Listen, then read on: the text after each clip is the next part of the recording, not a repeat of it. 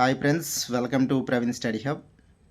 ఈ వీడియోలో మనము 24వ తారీఖున వచ్చినటువంటి ఈనాడు న్యూస్ పేపర్లో ముఖ్యమైన కరెంట్ అఫైర్స్ గురించి మనము డైలీ కరెంట్ అఫైర్స్లో భాగంగా ఈరోజు మనము తెలుసుకుందాం. ఈరోజు మన ఫస్ట్ టాపిక్ వచ్చి బిర్సా ముండా 150వ జయంతోత్సవాలు. ప్రధాని నరేంద్ర మోడీ గారి నేతృత్వంలో 118 మంది ఉన్నత స్థాయి కమిటీను ఏర్పాటు చేయడం జరిగిందండి. అందులో వెంకయ్య నాయుడు మాజీ ఉపరాష్ట్రపతి, జస్టిస్ ఎన్వి రమణ మాజీ సుప్రీంకోర్టు ప్రధాన న్యాయమూర్తులకు చోటు దక్కింది.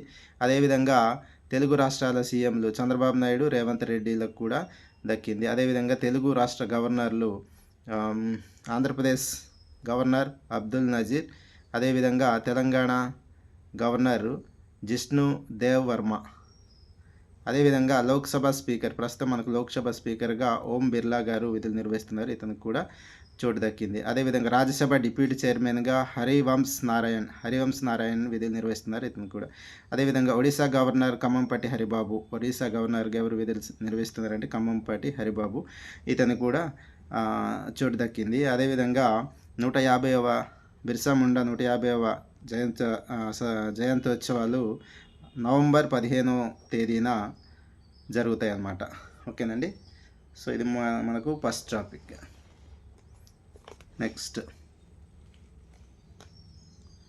ఢిల్లీలో నేటి నుంచి అఖిల భారత స్పీకర్ల సదస్సు అండి. అఖిల భారత స్పీకర్ల సదస్సు నిన్నటి రోజున జరిగింది.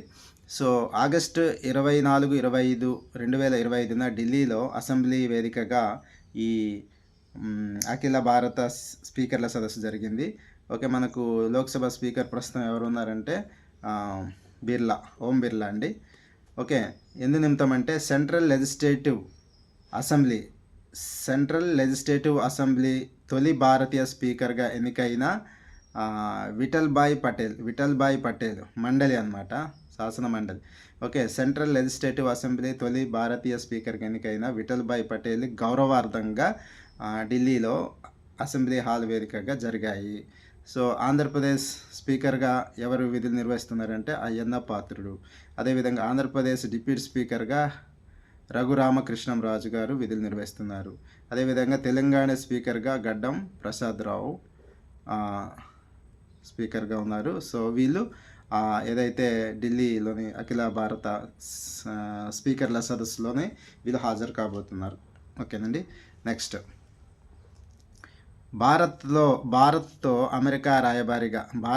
అమెరికా రాయబారిగా సెర్గియో గోర్ని నియమిస్తున్నట్లు డొనాల్డ్ ట్రంప్ గారు వెల్లడించారు.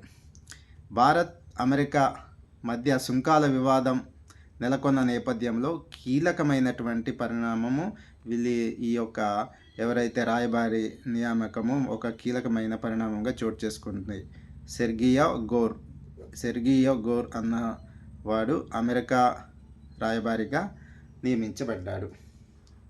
స్వయంగా ట్రంప్ గారే ప్రకటించడం జరిగింది. నెక్స్ట్, చంద్రుడి రసాయన మ్యాప్, చంద్రుడి యొక్క రసాయన మ్యాప్ను కనుగొన్నారంట. ఎవరో చూద్దాం. చంద్రయాన్ 2 ఓమియో నౌక అందించినటువంటి డేటా సహాయంతో చందమామ యొక్క ఉపరితల రసాయన తెన్నెలు మ్యాప్ను ఐఐటి బాంబే విద్యార్థులు తయారు చేయడం జరిగింది. చంద్రుడి రసాయన మ్యాపు ఐఐటి బాంబే. ఓకేనా, రైట్. నెక్స్ట్, పార్లమెంటు ప్రోరోగ్ అన్నమాట. అంటే దీని యొక్క అర్థం ఏంటంటే, ప్రోరోగ్ అంటే అర్థం ఒక శాసనసభ లేదా పార్లమెంటరీ సమావేశాన్ని అధికారికంగా ముగించడం అన్నమాట. రాష్ట్రపతి అదే. ఓకేనా, ఒక శాసనసభ లేదా పార్లమెంటరీ సమావేశాన్ని అధికారికంగా ముగించడాన్ని మనం ప్రోరోగ్ అంటాము.